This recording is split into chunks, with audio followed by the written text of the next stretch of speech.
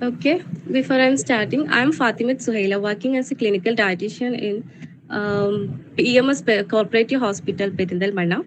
And I would like to welcome you, all of you, everyone, to the second session of Meraki, How Not to Read a Research Paper. Okay, and I'm extremely pleased to welcome you, all of you, and special mention to our ethical committee and R&D committee and our founder members of Community Nutrition Forum.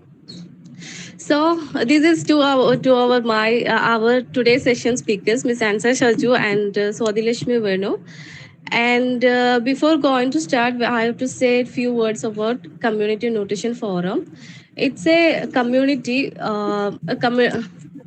it's a community platform for eradicating illiteracy of nutrition in the community and giving the proper scientific knowledge to the proper common people.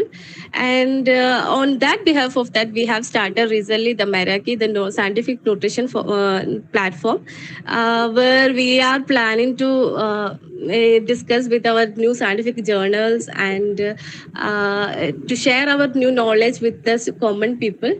Okay, and before that, for our first session, I would like to welcome Miss Tanishma for introducing our first speaker, Ansa Saju. Tanishma? Hello, can you hear me? Yes, yes. Thank you, Fatima. So, the first speaker of our day is our own captain, Miss Ansa Saju. So I'm so grateful to welcome her to this great platform. So, basically, Miss Ansa Saju is a senior research fellow and pursuing her PhD degree from Sri Ramachandra Institute for Higher Education and Research, Chennai. And she have a bachelor's in home science as well as clinical nutrition. Also, she have a diploma in sports nutrition, as well as she's a certified diabetic educator, and also she have completed the level 2 of kind anthropometrist. And also, she's currently pursuing her low FODMAP diet in Monash University. And she's also having an experience in sports dietitian for various elite and grassroots level athletes over the past past couple of years. And she's having a teaching experience delivering theoretical and practical lectures in sports nutrition for the undergraduate and postgraduate courses at Pedia. And she also published 3 research papers and also presented scientific posters at various national and international conference. So I think this is the best one which she's going to do. So I'm so happy and I'm so privileged to welcome our own captain of our ship, Miss Ansa Saju, to the Guardian. So welcome you, Ansa. Thank you so much, Tanishma, and thank you everyone for gathering for today's session. So I'm really happy to start off with our second session, and we'll be talking on how not to read a scientific journal. So I'll just start with sharing my screen.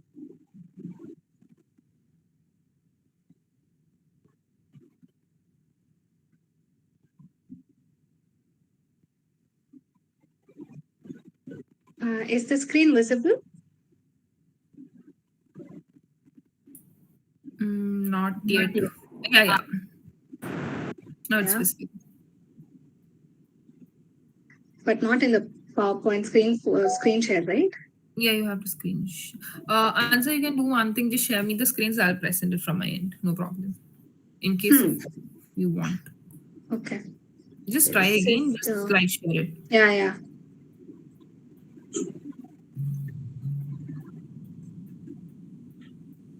Is it visible now? Yeah, it's perfect. Okay.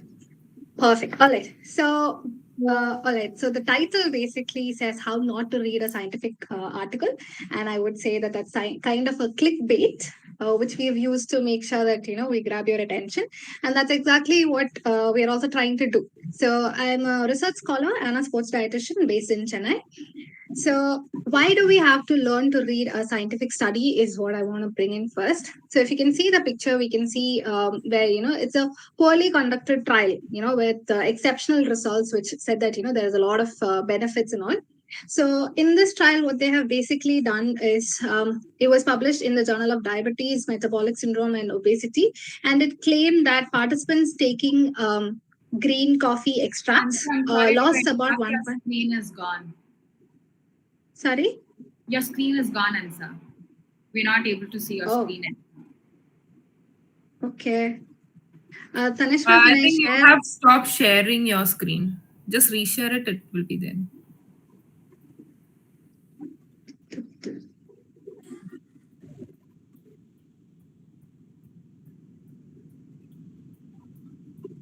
Is it visible again?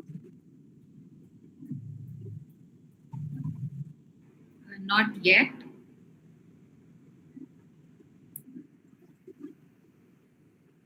Yes, it is. Okay. Yeah.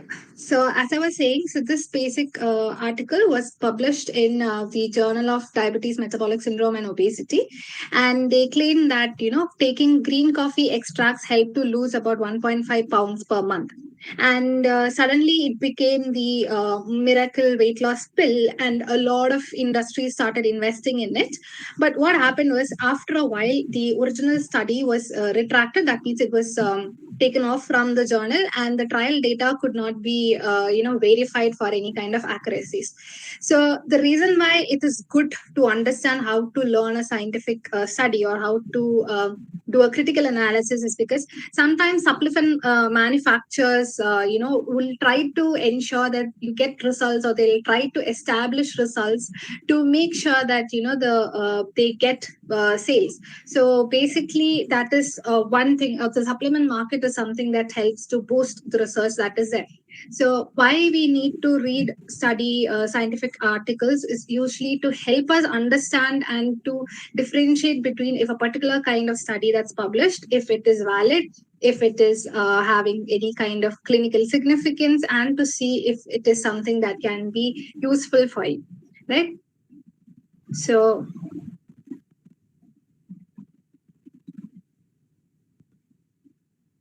all right. So we have a couple of different parts for a research article, and the first one is the abstract, and second will be usually followed with an introduction. So I would just like to talk about why you should read abstract, and why introduction, and why not just them. So usually when somebody goes through an article, they will definitely read the abstract, they'll definitely read the introduction, and they usually skip to the discussions, or they will just skim through the results. So abstract is definitely a lot of information that is packed into a couple of 200 to 250 words, and it can be sometimes unintentionally misleading, and it may not make its limitations clear. So every research article, if you see, will have a couple of research limitations, and there could be problems in how somebody can make it applicable in the real world, and these things might not be written in the abstract, because the abstract is supposed to grab the attention of the readers. And then you have the introduction. It is a section in which it will help you identify what is a research question. It will have a summary of what the previous research is where, and it might also explain why the person is doing the research. So introduction is really a great place to find additional reading material, because the authors will have to keep referencing to the previous relevant published studies. But something that happens with the introduction is the author might not reveal any kind of contradicting information in the introduction section, and similarly the abstract will only cover the main points of a study.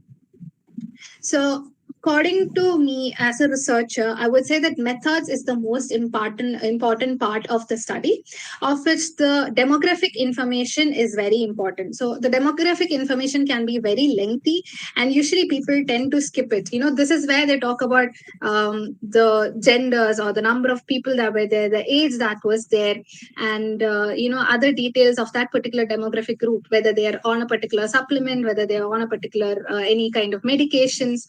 But what happens is the demographic details will actually help to improve, or help to understand the reliability, and as well as the practical applicability of the study.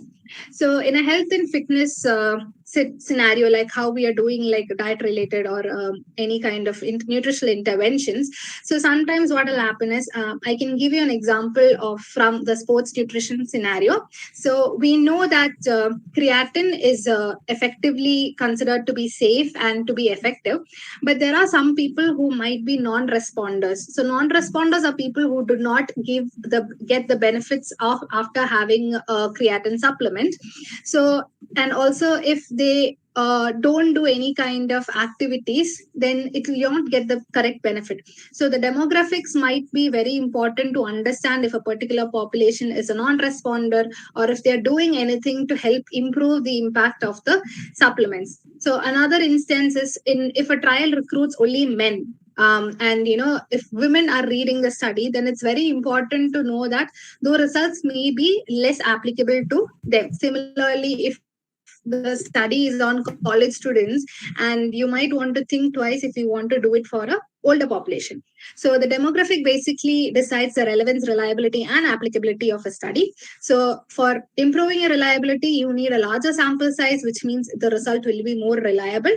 But we need to make sure that we check for the dropout rates. So if there is a high amount of dropout rate, that means that people haven't followed the instructions till the last. So there will be a reason for why they might not have followed the instructions and why the dropout rates are higher. So that is something that we need to check and assess. The next one is applicability. So non-responders to the intervention, gender, age are all things that can matter. So let's say they take a study of 20 people, 20 samples, if and the age groups vary from 18 to 65, and only one person is 65, and if that person is getting the result, and if somebody is saying that that for 65-year-olds this is a good supplement, then that is not a relevant study, or it is not a relevant result. So the reliability and the applicability has to be checked. So recruiting methods can usually affect the demographics. Some people do convenient sampling, wherein they go and select a particular group. So if I am doing on athletes, I will make sure that I'm recruiting only athletes, and I will not take any other samples. In that itself, random sampling is also another way that can actually affect how the demographics play out. The next few important factors is confounders.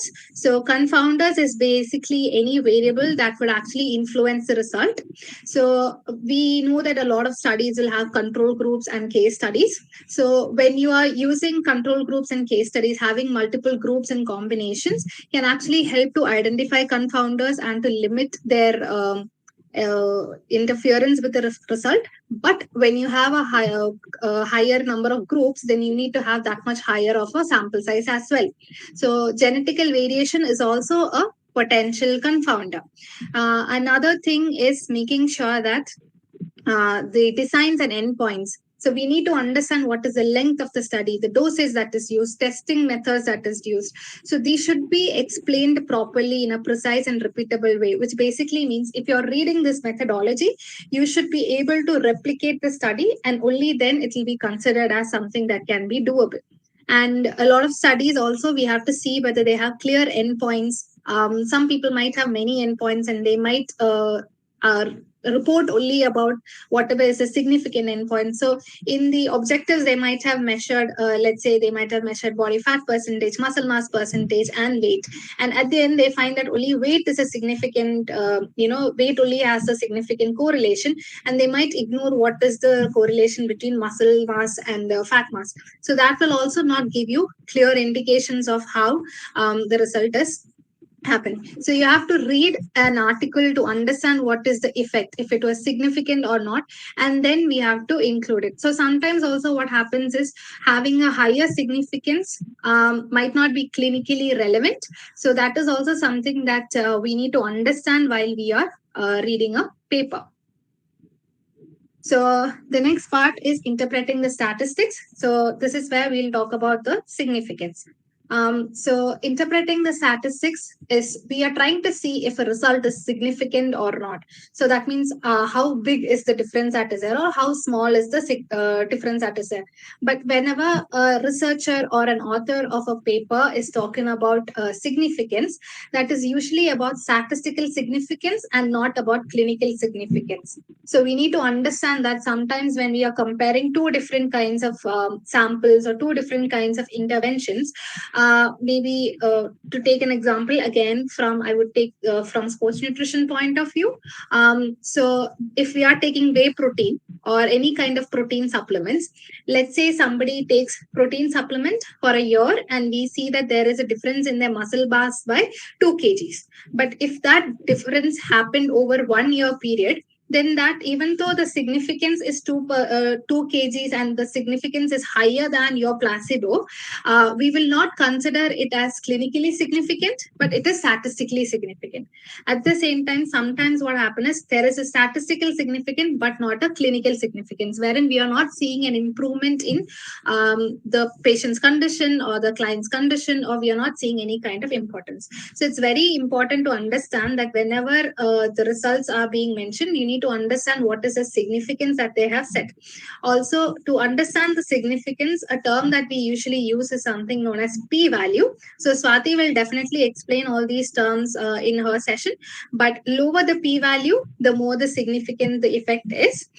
So p-value of lesser than 0.05 or lower is considered as significant, but it could still come out as clinically irrelevant. So in genetic studies, the p-value of 0.05 is also not considered significant. You need to get a value of 0.6 times 0.5 to get a statistically significant result in genetic studies.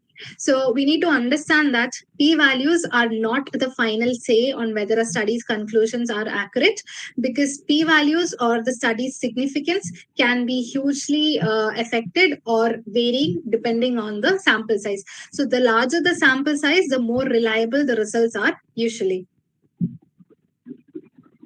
Next is how to read the results. So we've seen that abstracts are basically a conclusion of the main pointers. Introduction gives you a recap of what are the studies that's there. And in methodology, we need to understand what the demographics is, what is the confounding factors, and then we have to make sure that we are identifying the significance or the statistics that is there. So after the methodology is understood, then the next pointer is the results.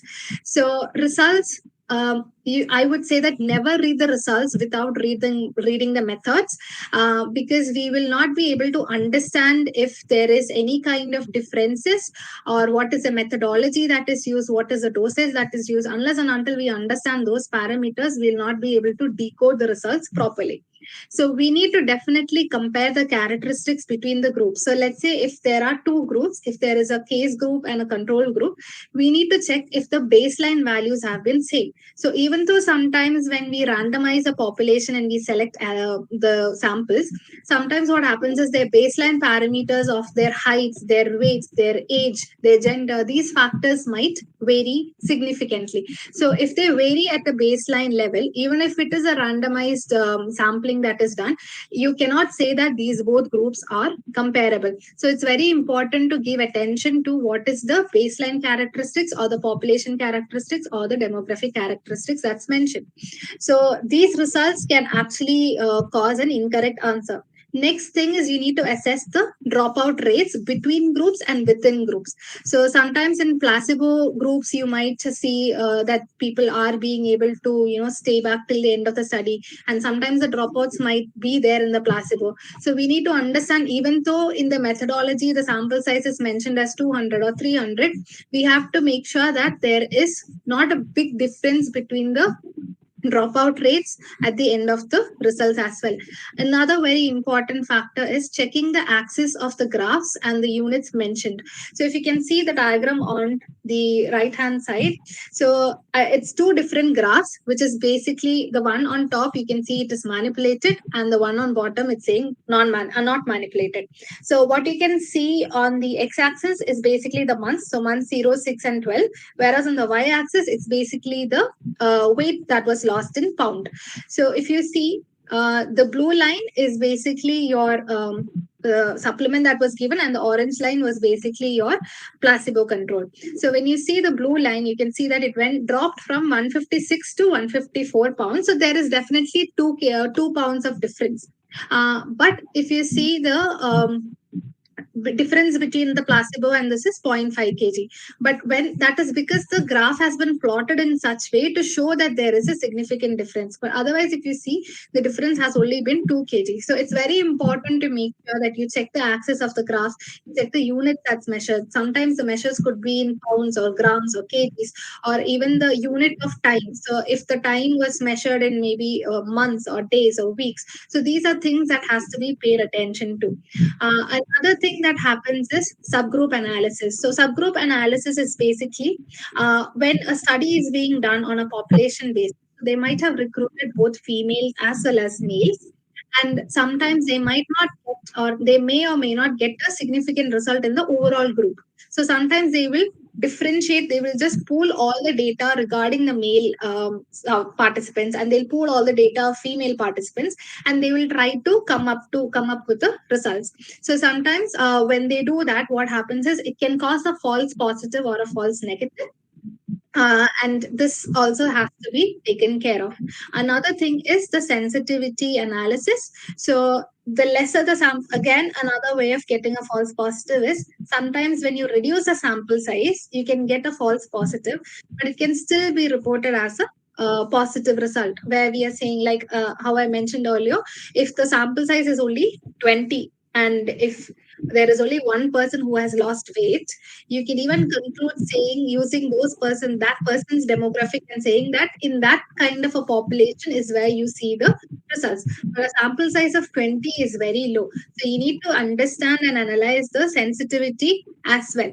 So also another factor to be considered. Next, so factors that can actually influence the applicability of a study result.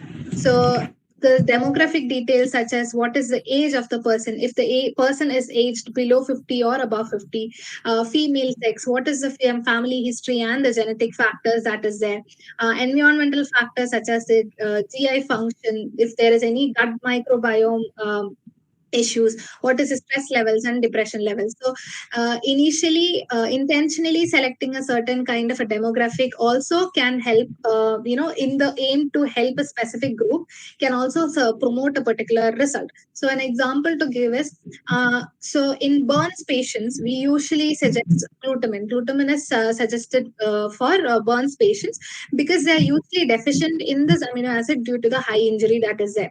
But later on, a particular study was done, and they took people who did not have glutamine deficiency. That the supplementations did not really help that much. Yeah. Sorry for interruption, and I think it's been 15 minutes we have started. Just for a reminder. Sure. Just 2 more slides. So we need to make sure that doesn't happen. And similarly, fat burners and overweight or postmenopausal women are also things like that. So whenever in doubt, do reread the methods to assess the strength and the potential limitations of the study. Last, clarifying the conclusion and the conflict of interest. So the conclusion is basically a discussion and conclusion. This is where they will talk about the positives or the benefits of their study, and they will also try to clarify any kind of interpretations of the results. So a comparison between the previous study, and also they will also suggest what kind of new experiments can be done.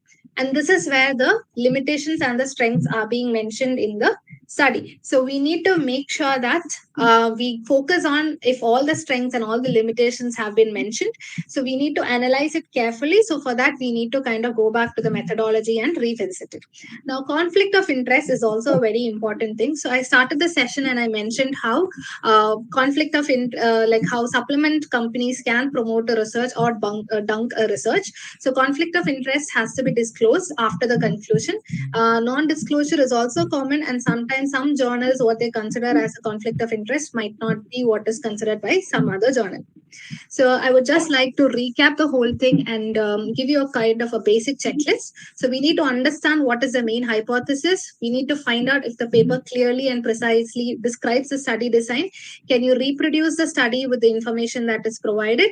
What are the demographics that is studied? How and what did the analysis show? Are the results applicable to the real world?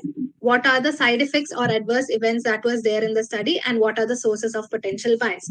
So these are a couple of the pointers or checklists that you can use to identify if a study is of a good value or not. Okay, thank you so much for answer for a wonderful session. So now the time for the queries. If you have any doubts, please ask or put it in the chat box. I think the question and answer session we can take it in the end of the session. Is it answer? Will that be Yeah. fine? Yeah. Okay, okay, Yes, that's that's fine. absolutely fine. That That's would be absolutely fine, fine. right? So I Okay. request everyone to go on mute so that we can able to have a crisp and clear conversation ahead.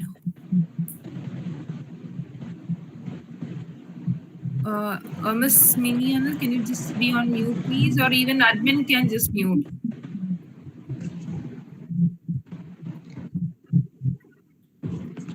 Okay, next we have to go for the next session. Session by the Miss Swathilakshmi Venu. So for introducing Miss Swathilakshmi Venu, you are welcome, Tanishma. Thank you, Fatima. So, Miss Swathilakshmi Venu, she is pursuing her PhD degree from Amrita Institute of Medical Science and Research Center, Kochi, and she have a bachelor's and master's in clinical nutrition. Also, she's a certified diabetic educator, and also she have a certification in nutritional genomics and personalized nutrition and research. Also, she have a experience in clinical dietitian, specializing in gastroenterology and hepatology. Also, she's having a teaching experience, worked as an assistant professor at Amrita Institute of Medical Science as well as St. Teresa's College, Kochi. Also, have been a part research guide for several post graduate students. Also, she have been invited speaker for various conference and symposium within the country. So, I welcome our next speaker, Ms. Swathilakshmi Venu, to just do the things. Thank you so much. Thank you, everyone. It's almost dinner time, so I hope I won't bore you all with a lot of information. So I'll just be dealing with a few terminologies. So let me just quickly share my slide.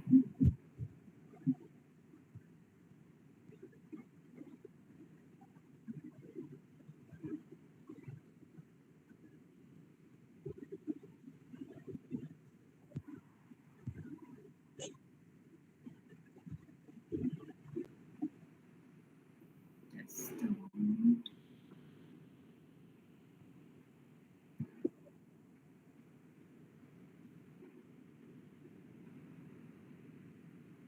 You just give me a moment. There's some glitch.